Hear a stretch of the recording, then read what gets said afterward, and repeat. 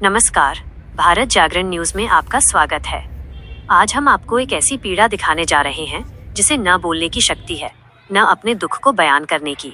इंसानों को न्याय मांगते तो आपने बहुत देखा होगा, लेकिन आज हम न्याय मांग रहे हैं एक बेजुबान बाल नंदी महाराज के लिए।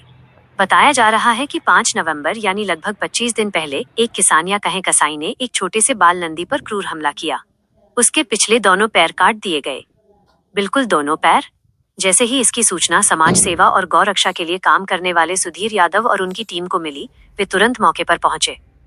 नंदी महाराज को इलाज के लिए अस्पताल भिजवाया गया और घटना की जानकारी पुलिस प्रशासन को दी गई। एफआईआर भी दर्ज हुई, लेकिन आज तक न कोई गिरफ्तारी हुई, न कोई संतोषजनक कार्रवाई। और सबसे दुखद बात, इस मामले में किसी मुस्लिम का नाम नहीं, ना कोई इलेक्शन नजदीक। और इसलिए शायद ही शासन, प्रशासन, हिंदू संगठन, राष्ट्रवाद की बातें करने वाले सबकी आवाज अचानक मौन हो गई है। सोचिए, जिस देश में छोटे छोटे मुद्दे राजनीति का रंग लेकर आग लगा देते हैं, उसी देश में आज एक बाल नंदी न्याय की गुहार लगा रहा है और हम सब चुप हैं।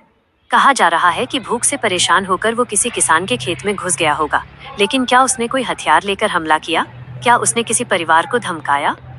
क्या उसने किसी की फसल पर कोई आतंकवादी कार्रवाई कर दी थी जिसकी सजा उसके दोनों पैर काट कर दी जाए? जमींदारों को आवारा पशुओं से नुकसान हो सकता है, पर क्या फसल की सुरक्षा का मतलब ये है कि किसी जीव पर जानलेवा हमला कर दिया जाए? क्या समाधान केवल हिंसा ही रह गया है? आज ये बाल नंदी चुप है, पर उसकी पीड़ा चीख चीख कर हमसे कह रही है, मुझे न्याय दिलाओ। तो आइए हम सब मिलकर इस आवाज को बुलंद करें। ये खबर सिर्फ एक घटना नहीं, हमारी इंसानियत की परीक्षा है। भारत जागरण न्यूज के माध्यम से सुधीर यादव ने इसके लिए न्याय की गुहार लगाई है और अपील की है। आप लोगों से भी अपील है, बेजुबान की इस लड़ाई में उसका साथ दें। सुधीर जी, क्या ये मामला था? क्या आप लोगों ने शिकायत दी है और अब तक क्या पुलिस की तरफ से कार्रवाई की गई है? ये सभी गौ सेवा दल पटौदी के सदस्य हैं। हमारे पास गौ सेवा दल में एक वीडियो आया था, एक नंदी जो गोवंश था उसके पैर पीछे से कटे हुए थे। जैसे ही सभी को पता चला, हम सारे लोग, नरेड़ा गांव की कॉल थी तो हम नरेड़ा गांव में एम्बुलेंस के साथ लोही दादरी की एम्बुलेंस बुलाई और हम वहाँ पे गए। तो वहाँ पे 4-5 लड़के नरेड़ा गांव के और भी मौजूद थे। हमने जाकर वहाँ पे हालात देखे तो ऐसा नहीं लग रहा था कि कोई एक्सीडेंटल है। कोई भी वीडियो देखेगा तो सभी की समझ में आएगा कि भाई उसके पैर कटे हुए हैं, बैक पीछे की साइड से कटे हुए थे। तो हमने फिर उसके बाद 100 नंबर पे कॉल की। सभी ने ये कहा कि भाई कानूनी कार्रवाई होनी चाहिए, तो 100 नंबर पे कॉल की। तो गांव के ही कुछ लड़कों ने हमें पीछे से चेहरा ना दिखाते हुए इशारे में बताया कि कोई नरेड़ा गांव 2 लड़कों ने ये वारदात को अंजाम दिया है। हमने कॉल की।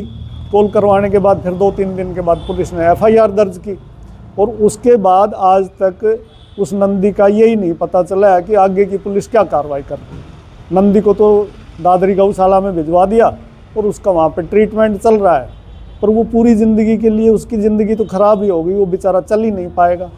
तो इन सब की आत्मा बड़ी दुखी हुई कि भाई कोई ऐसा बुरा काम भी कर रहा है।